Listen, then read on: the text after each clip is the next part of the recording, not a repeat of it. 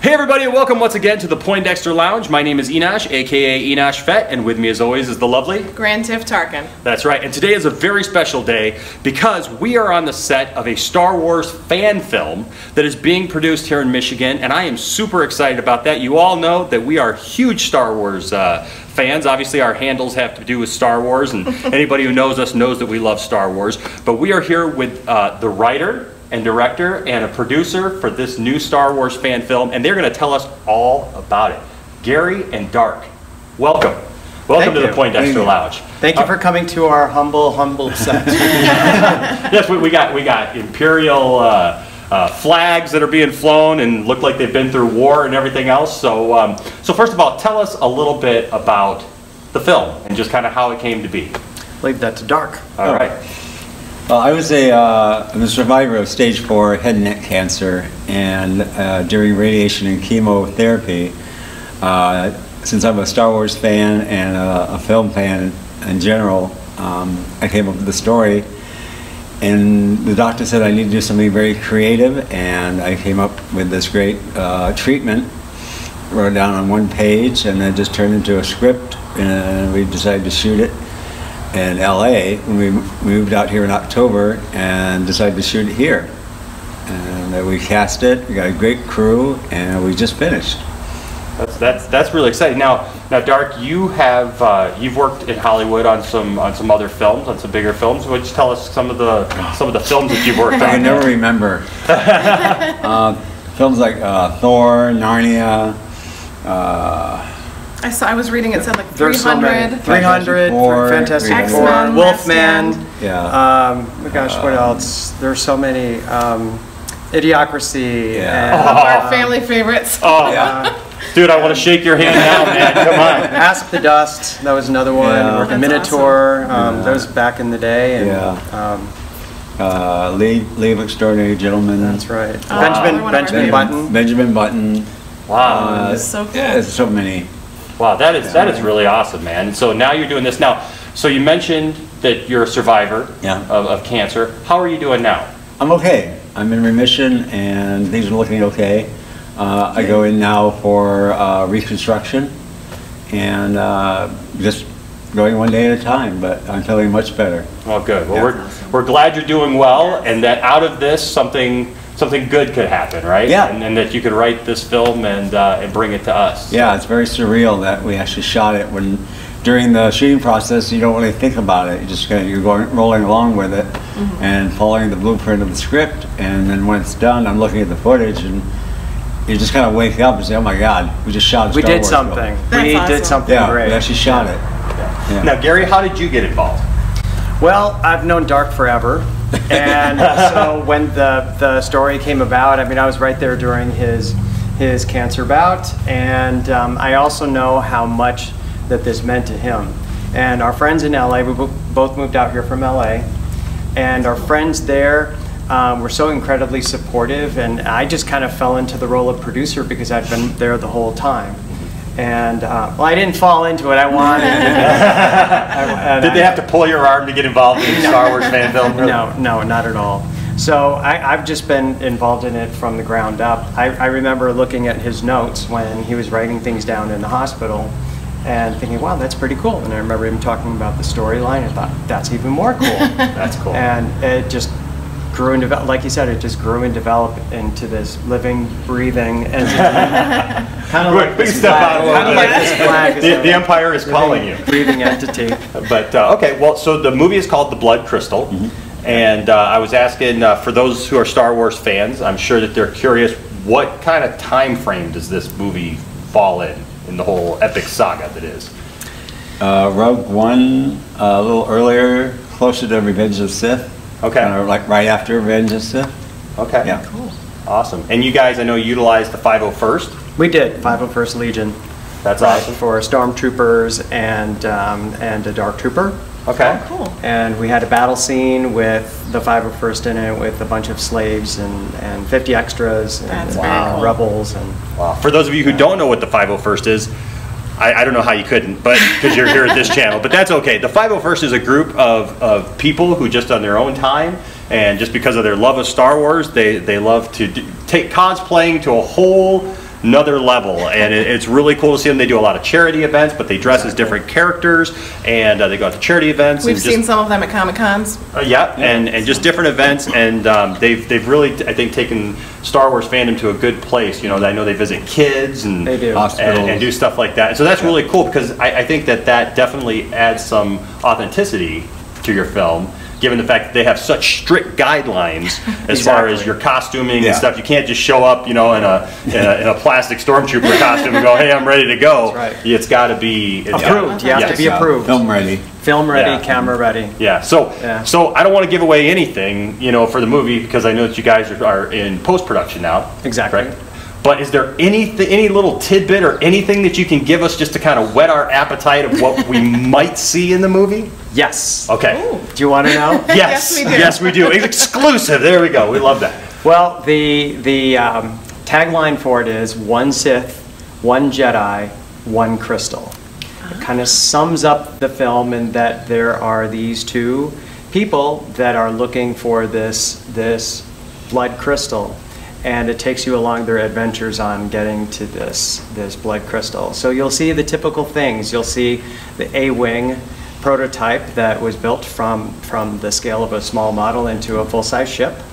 And you'll see decor that's right out of a Star Wars film. So you'll see battle scenes, you'll see Full-size sets. full-size sets, you'll see characters, original characters, but still based on the universe. Sure.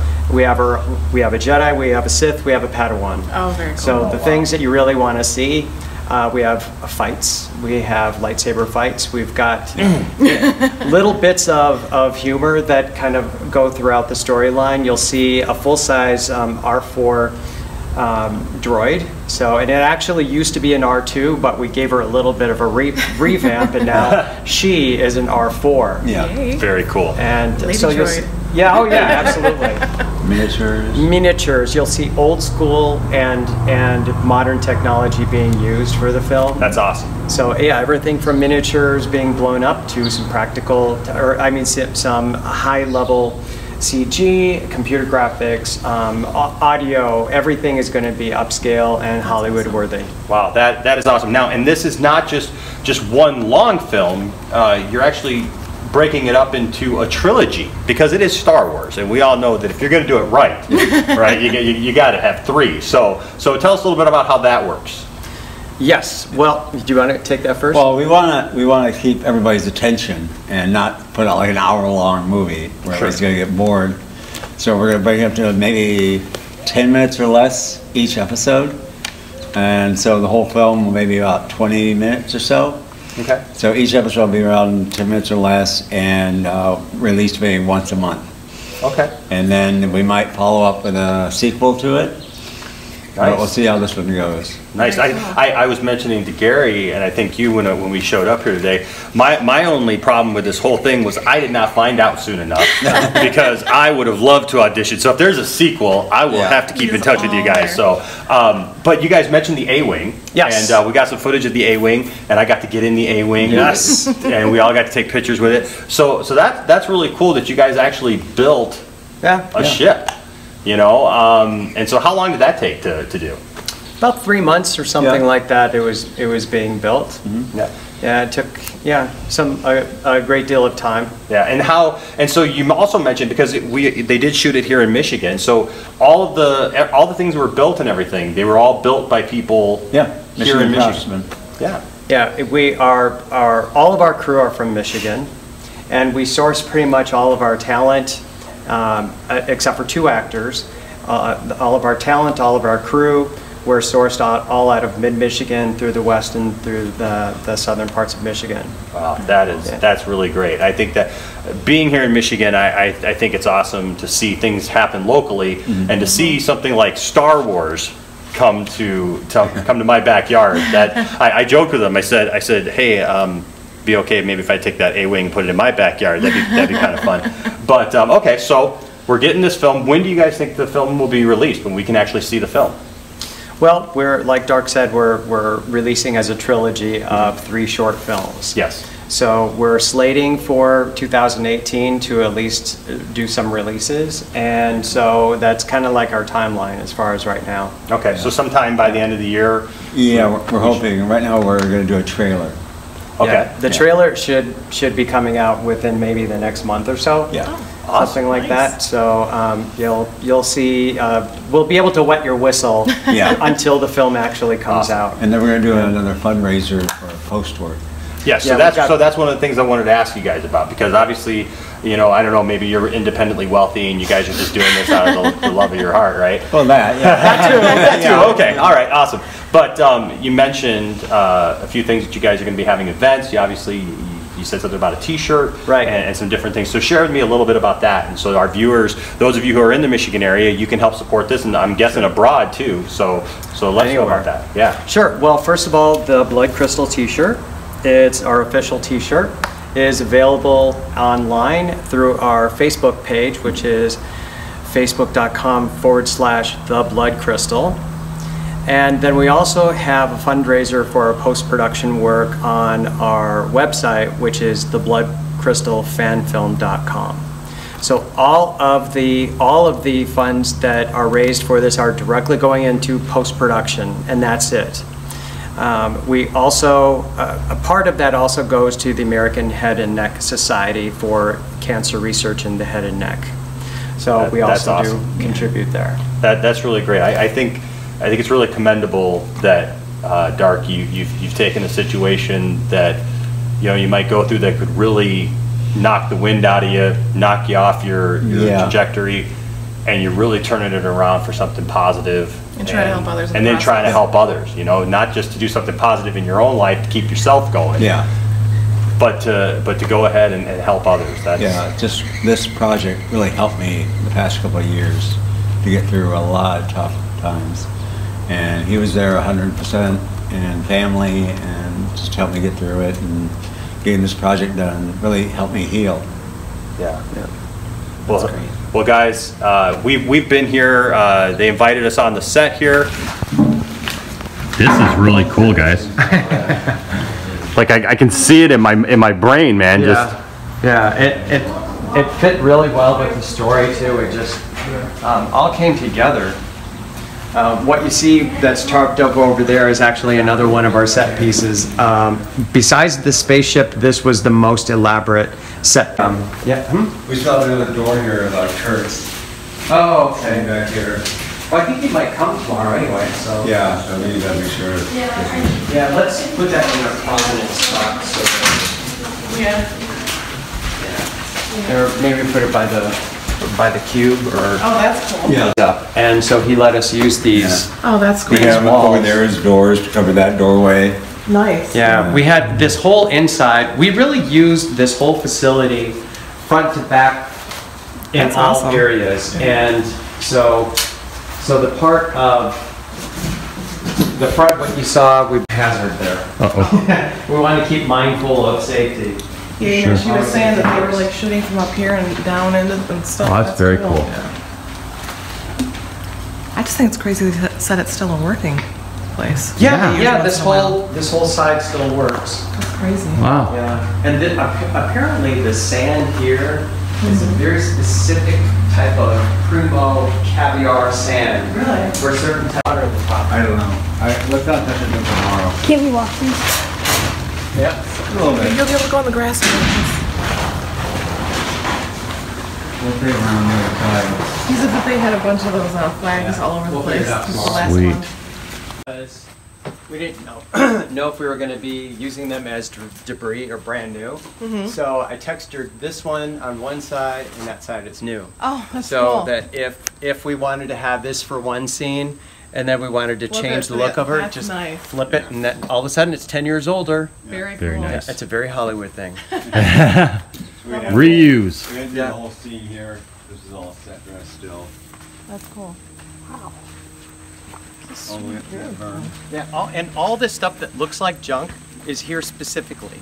It's here for a reason. Really? And it's used, yeah, it was like all of this was just debris, garbage, but we put it there because that's the look and the feel and the way the scene was written. That's awesome. So, yeah, it all makes sense. It might not look like it, but and as you look back on this room, as you can tell, it's still like it looks like it's old, abandoned, and it's not. But it's like where the rebels would have been. You think so? Yeah, you think so. And that's a big key part of the story is that he wanted to be true to the universe, and what would they be like, and what would they be doing, and how would their, these are all. Oh, cool. They all started brand new. Oh, I like that one. Yeah. That's awesome. These are actually pickle barrels. That if you open them up, they still smell like pickles. Nice. And we painted the symbols on all these crates here. We painted them specifically, put them together, dirtied them up to look like junk and trash that's been there and abandoned. And again, that's part of the story. That's part of the script. That's so cool. Many people don't understand that you can take something brand new and dirty it up to make it look like it's old and used and whatever it is, but that's what the story calls for. Disney did that when they opened their brand, when Animal Kingdom was first opened. I remember walking in thinking, I know this is new, they just put it together. And then all of a sudden it's like it looked like it had been aged for hundreds of years. And I think it's cool how you can do that. Yes. Weathered. Like this. Yes, very cool. Oh, look at that. That's cool. Wow. This is all brand new, and yet it's made to look like it's been abandoned. It does. So all this. This is very reminiscent of Return of the Jedi. The bunker, the bunker scene. The bunker, yeah. But this is an Imperial storage room. Man, it's Cool. cool to see Darth Vader opening. Well, yeah. Wait for the movie. Yeah. And then it's got It opens up. We've got our stuff in here, but they look so cute. Nice. again, these are made from scratch by a local Michigan maker. Yeah. And he made these all from scratch, and he said, you know what, let me give them to you. Let me make them for you for the film. And so he, like many other people, they made things. They volunteered their time, their effort, their materials, their services, just to be a part of it. That's very And cool. this is a really good example. I mean, these are brand new, and yet we've dirtied them up to make them look like the setting which was written into the script. And then this room, this hallway was on our soundstage in Bridgeport, but we were facing the other way. So people would go in, then we cut, we're on soundstage, they come into the room, so we have a whole room built. Nice. And now this is the exterior where they come out. Yeah.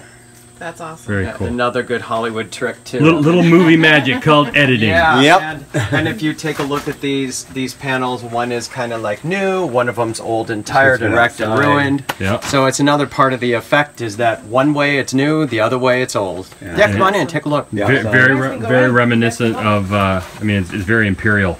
Yeah. In its look. It's an Imperial storage room. Yeah. And here's a fun fact.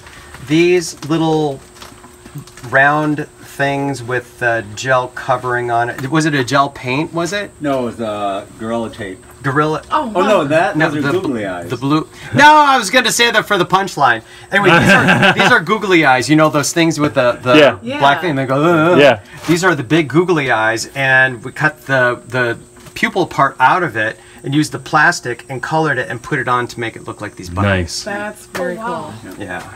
Very intuitive. Very Cool. It's crazy how much the door looks like it's from a movie. It does look like. I mean, it looks like it's been here a million years, and and on camera, it showed up amazingly perfect. Yeah.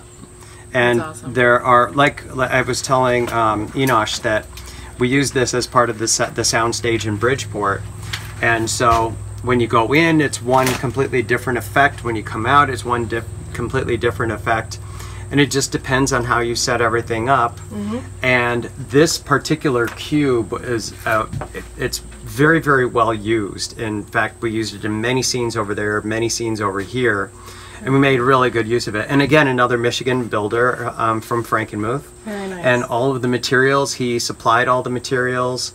And he built this in his garage. Wow. And it's an amazing piece of engineering, putting the whole thing together with the sliding door. It just it really, really works for all the volunteer work. all volunteer work. Yeah.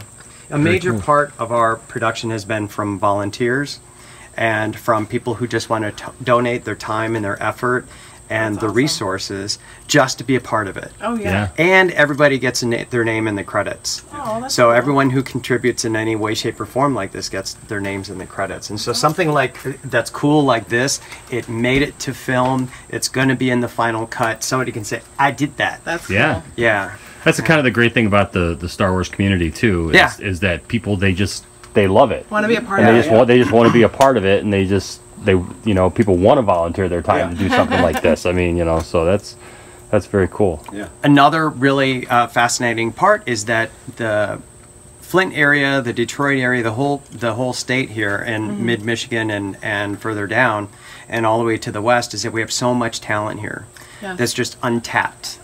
Talent that people don't know about, and all in the film industry, willing to help. And they all have day jobs. They all do what they do during the day, but we still have directors of photography. If you think, we still have news stations. We still have a lot of local types of opportunities. And to turn that into something fun like this, the film industry just needs to rise up again. Well, we were planning to do the film in LA, but then we moved back to Michigan. I was born and raised in Frankenmuth. Okay. So we came back. I literally live in the same house that I lived in when I was a little kid. Okay. So, and in coming back here, we decided to just move the whole production back here.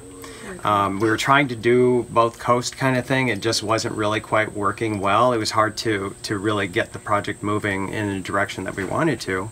So we decided to cast all of the crew is from Michigan, 100%. And then as far as the cast, we recast one lead role, and the other two are still from the West Coast. But yeah, it turned out to be a really amazing opportunity for local people in the local talent in the industry that are right here. People were willing to jump to the cause, and yeah, so. It's been a really fortunate thing just to use local entertainment. That's talent. fun. I am super excited about this. Cool. I can't wait. I am. We are too. I am so excited about this. I cannot wait to see it. I know our Can't wait to see viewers. the trailer now. Yeah, I know our viewers will be looking forward to it. I encourage all of you to visit their face page. We'll Facebook. put the handles and everything down in the Yes, comments. please put the handles down there. That's great. So And you'll please be share. I will Please tell share. you this. Share generously and liberally. Yes. We want everyone on the planet, in the galaxy, and the universe to know that this fan film is available very, very shortly. Even people in the outer rim, right? Yeah. That's right. Okay, so we want you all to share this. You're going to be seeing and hearing a lot about this from us in the next coming months because we want to help them as much as we can. And we always say that the Poindexter Lounge is a place for nerds. And so this is a time when nerds unite. That's right. Viva la nerd! We can come together and really help support something that we love, but also I think a great cause. Yes. And really help you guys and what you're doing here. I've been blown away by what I've seen and heard today, and I thank you guys so much for allowing us to come. Thank you very much. Appreciate it. I'm so glad that we were able to get in contact, and we loved it. like I said, we just can't wait to see what you you have to show us, man. And thanks for coming here. Thanks for having us. Yeah, we're going to have to order a T-shirt now. Yes. And we noticed, they got these eyes here. It looks like some. Are those holocrons? Yeah. Maybe. This is our big signature is the two eyes. Nice. Oh man. So, and actually, if you go on the website, you'll be able to see the actor in character that this is modeled on. Actually, that the character is modeled against these eyes. So you can actually see that on the website. Oh, check that out, guys. Well, hey, thank you so much for joining us today. If this is your first time in the Poindexter Lounge, lucky you. I mean, the first time here, and you get to see all this cool stuff, and we get to show you all kinds of cool stuff about a Star Wars fan film. But hey, if this is your first time, consider hitting that subscribe button. We would love to have you here and be a part of this, because this is the kind of cool stuff we do. We talk about TV shows and movies and games and toys and Star Wars films, Star Wars fan films, folks. And so we want you to be a part of that. Also, if you like what we do, give us a thumbs up. Let us know that. And that'll also, especially if you do it for this video, that'll help them know that you support them too, and that you're digging what they do. Go to their website, go to their Facebook page, support them, buy the shirt, support what they're doing, guys. And then also, you know what? Let us know down in the comment section what you guys think of this and of what we do here. And also, you can follow us on Twitter at Enosh Music or At Grand Theft Tarkin. That's right. You guys have a Twitter? We do not, but I do have a point. Yes. That everyone who does contribute, whether they buy a shirt or they contribute on our GoFundMe page, gets a credit in the film. Oh, nice. So there you go. And we do have a Twitter. We do have a Twitter. What is it called? At the Blood Crystal. At the Blood Crystal. That is nice. it. That's it. Go There to you their go. Twitter.